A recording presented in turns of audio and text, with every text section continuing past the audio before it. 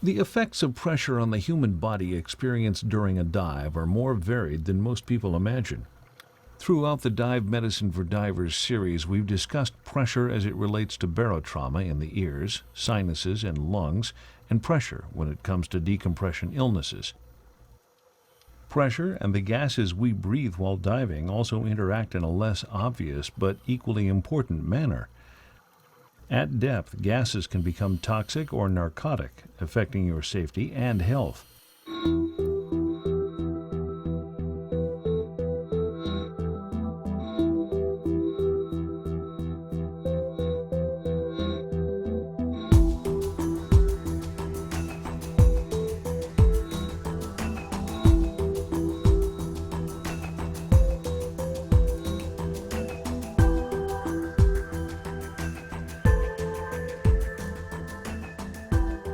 During this video, we will discuss nitrogen narcosis, oxygen toxicity, carbon dioxide retention, and shallow water blackout, and how each affects divers. To understand how breathing gases can become toxic at depth, you must first understand partial pressures and the related gas law. Dalton's law states that the total pressure of a gas is equal to the sum of its component parts. For example, air is approximately 20% oxygen and 80% nitrogen. The total pressure of 1 atmosphere absolute of air is 1 ATA. Nitrogen makes up 0.8 ATA and oxygen makes up 0.2 ATA. At 2 atmospheres of pressure, or 33 feet or 10 meters of seawater, this doubles to 1.6 ATA of nitrogen and 0.4 ATA of oxygen.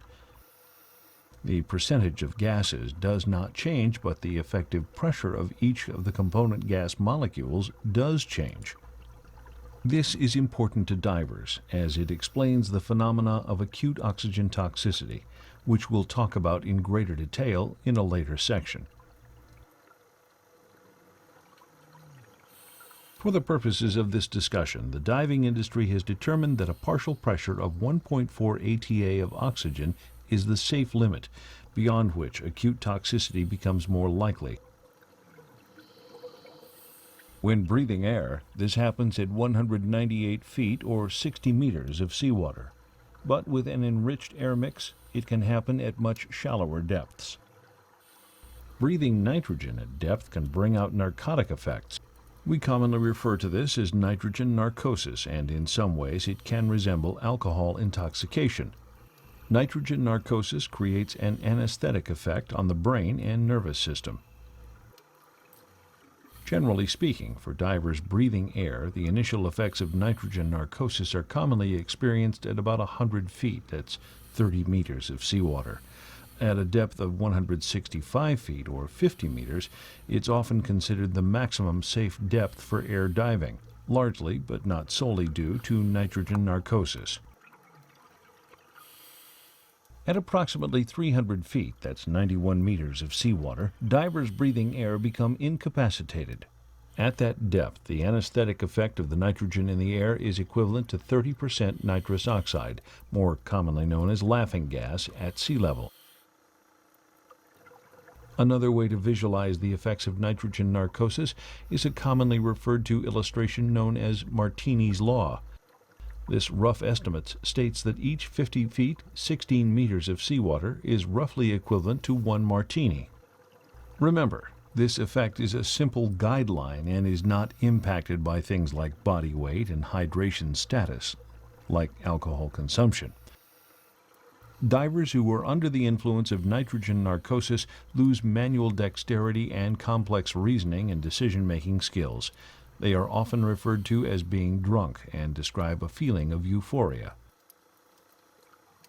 Other symptoms include inappropriate behavior, inattentiveness, repeating but not obeying hand signals, rigid and inflexible thinking, false sense of security, stupor, impaired consciousness at depth, lack of concern for tasks and their own safety, and a tendency to panic rather than to cope constructively.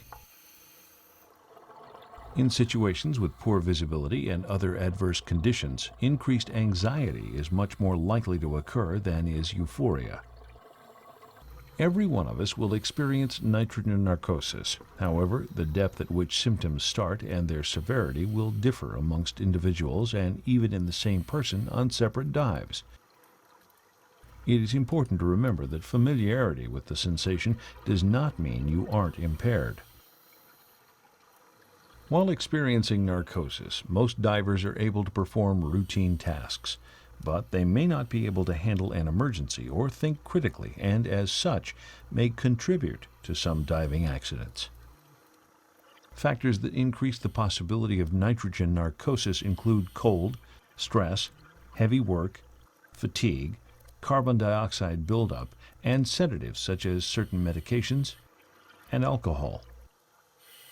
The good news about nitrogen narcosis is that it is easily avoidable and treatable with no lasting effects. Simply by avoiding deep dives, you avoid nitrogen narcosis. If you find yourself or your buddy under the influence of nitrogen narcosis, you can simply ascend to a shallower depth and the symptoms will immediately clear. Unlike alcohol, there are no sustained effects of nitrogen narcosis.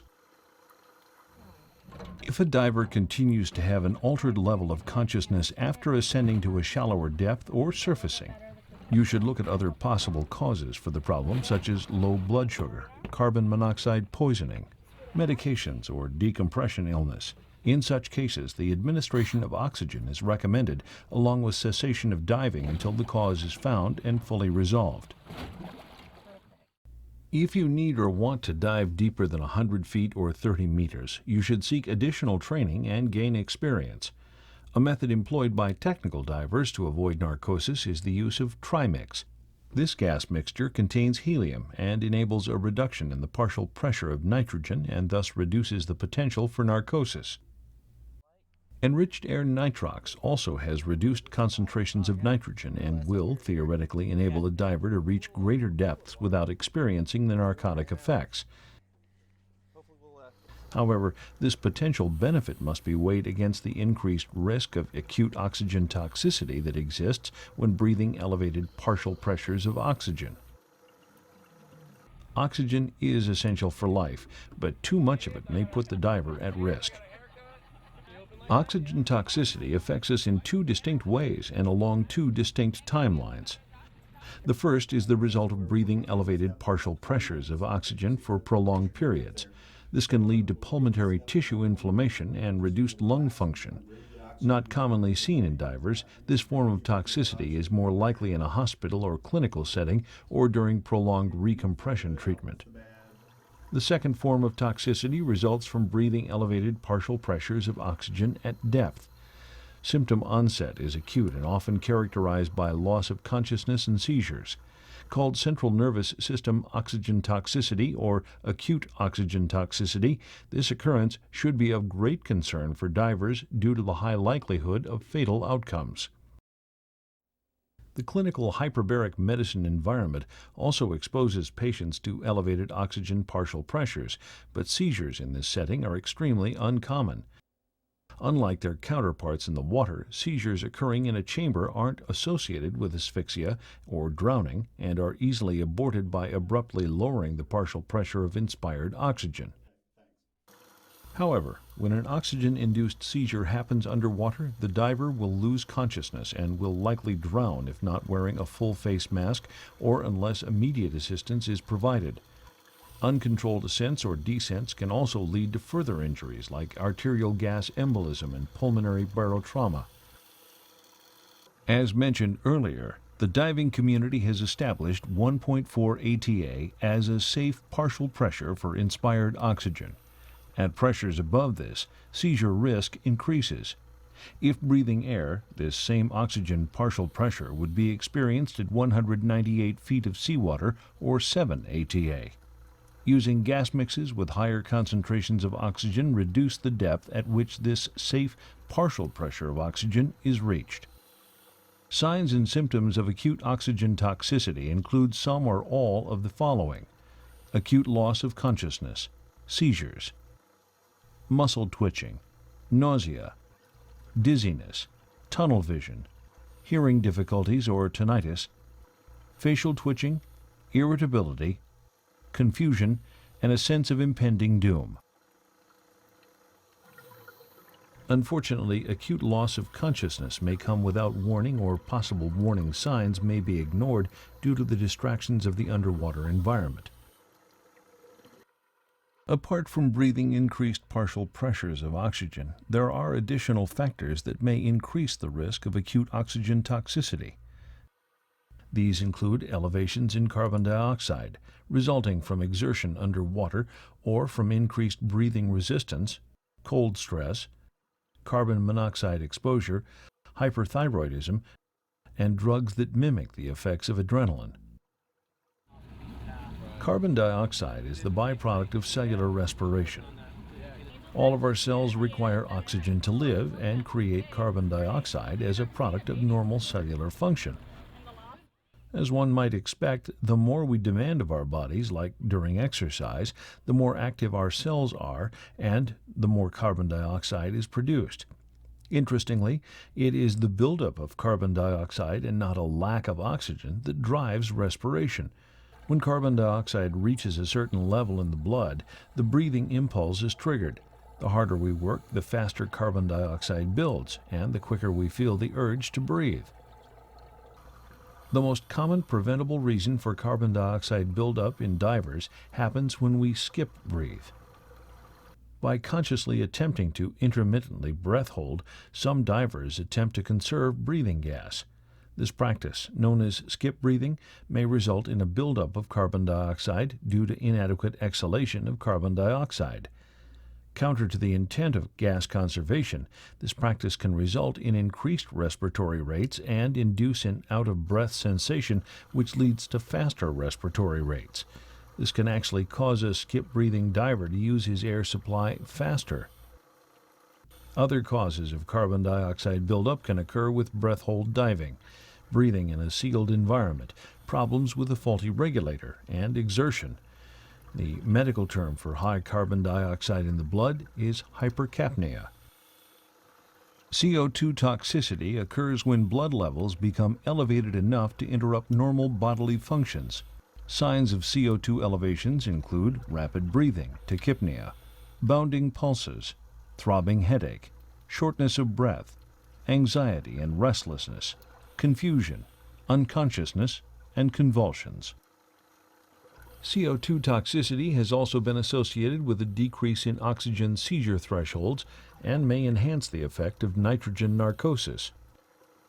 The acceptable carbon dioxide level for diving operations is 1.5% surface equivalent, 10.5 millimeters of mercury.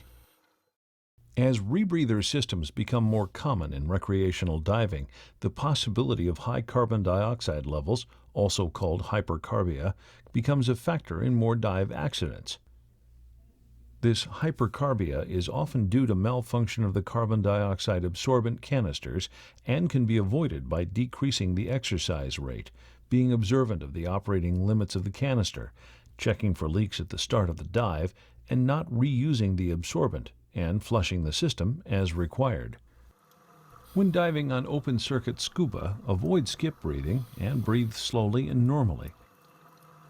If you find yourself breathing too hard or become out of breath, find a stable place to hold on to, catch your breath, and try to relax.